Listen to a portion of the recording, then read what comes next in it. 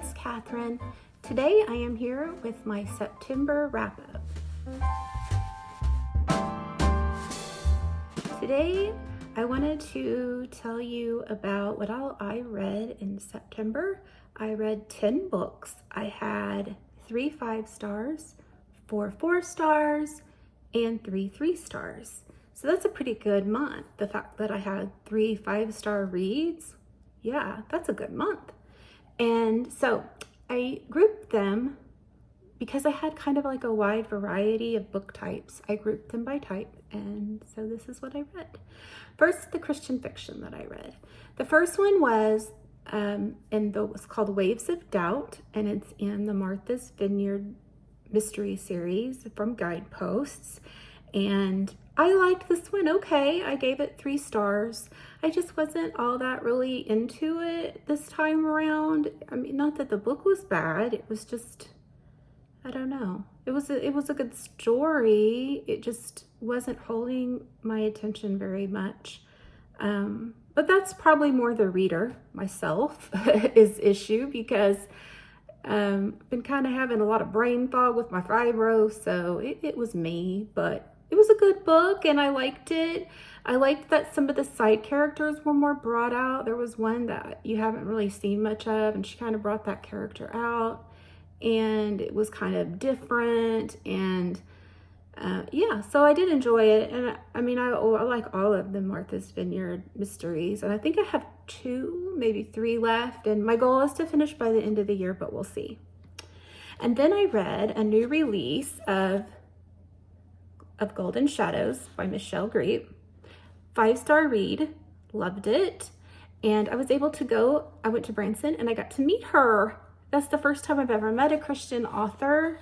And yeah, so she signed my book, she gave me a bookmark, and then this like little page holder. It's like magnetized. And then it has one of her other covers from the Bowhunter series, and then on the back, a short list of a few of the books that she had written. And so yeah, it can keep your place in your book, and I really recommend this. I enjoyed this. It was a book I felt was very me, in that it had archaeology, it had a gothic feel, had a great romance with a great heroine, and a guy that I liked. I mean, I really liked the character of the guy and the story that she, ended up with. And it had good faith content. So 5 stars, Michelle Greep, 5 stars. Loved it, loved it, loved it. Can't wait for the next one in the series.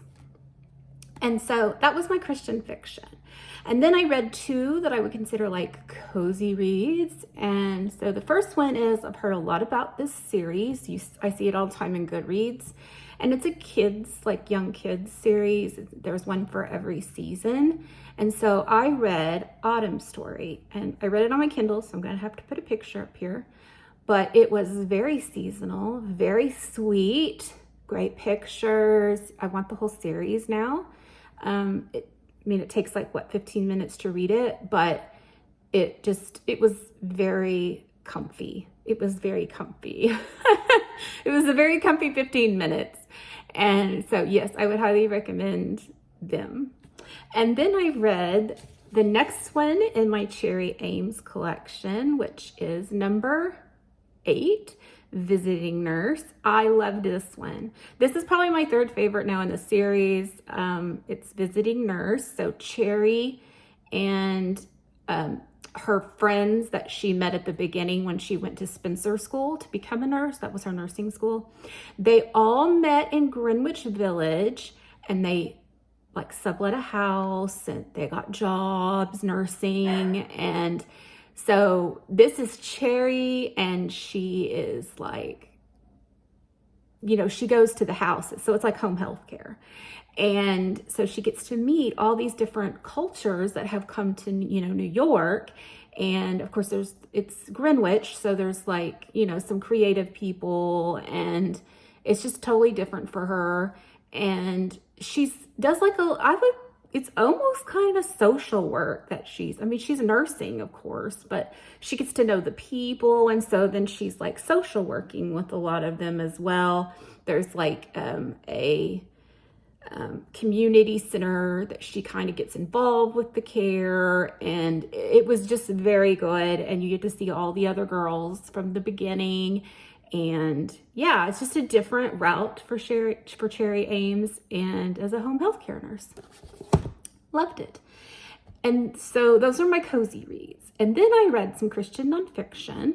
So the first one is I finally read The Disciplines of Grace by Jerry Bridges. This is, I like Jerry Bridges as an author, and I've wanted to read this for a while. If there's a Christian book with a sheep on the front, I'm probably going to read that. Anything as me, the sheep, and Christ, the shepherd, I'm going to probably read it. But it's God's role and our role in the pursuit of holiness.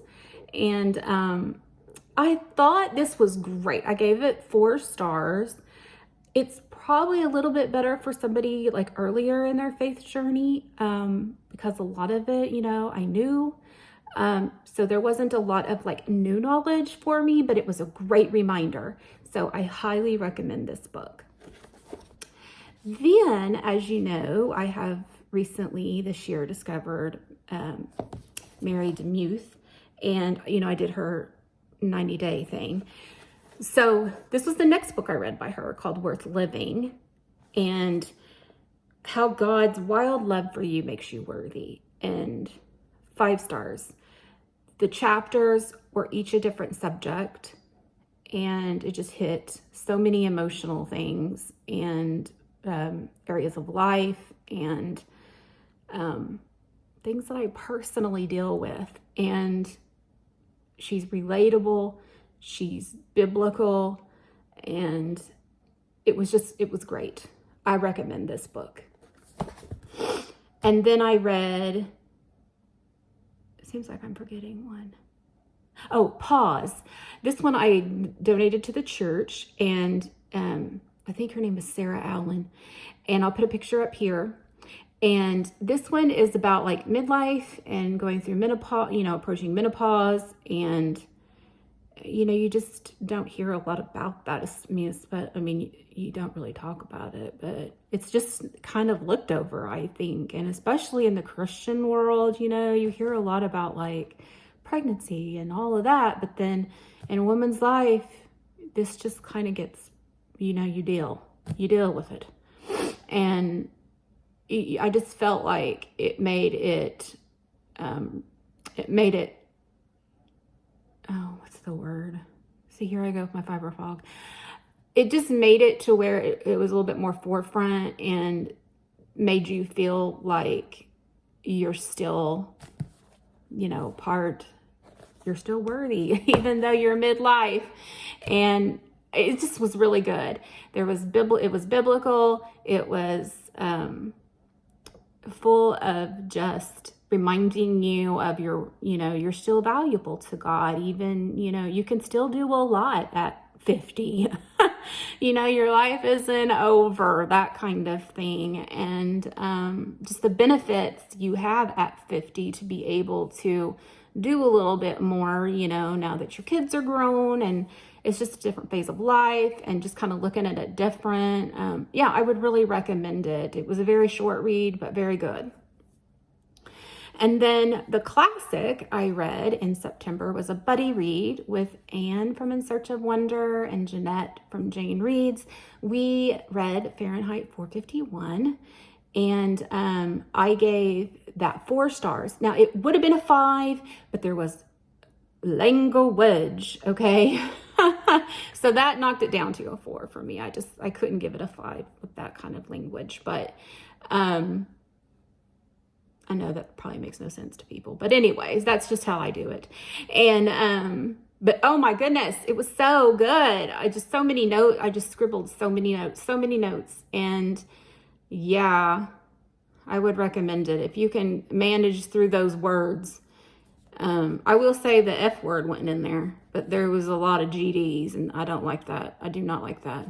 And so anyways, I read Fahrenheit 451, thought it was amazing. And yeah, he can write. And then, I already did my nonfiction. So then I read 2 cookbooks. So I have been diagnosed with yet another condition, and it has pretty much overtaken my life right now. And so basically, I think I'm going to try to go all plant-based in my eating. So I was like, okay, I need to get some ideas here, you know?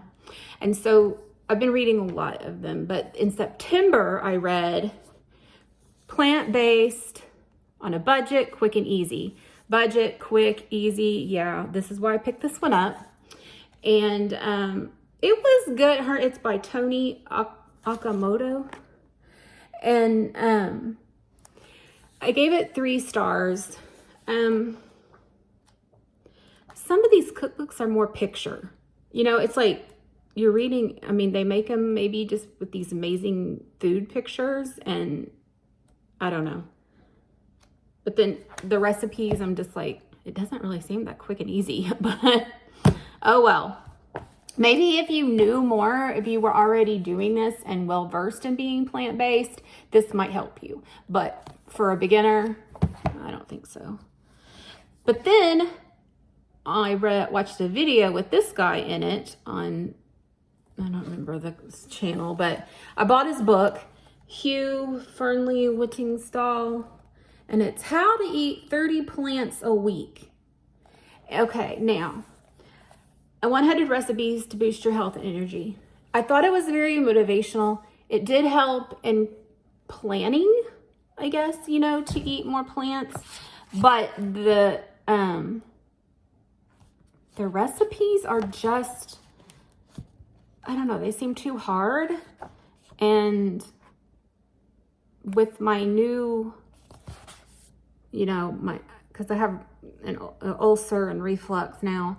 And so like, I can't have a lot of the foods in this book, like onions and garlic and tomatoes, and so many things are off limits. So there weren't really a lot, but it gave me like an idea of how basically to put things together with like plant-based foods instead of how I've always planned a meal, you know?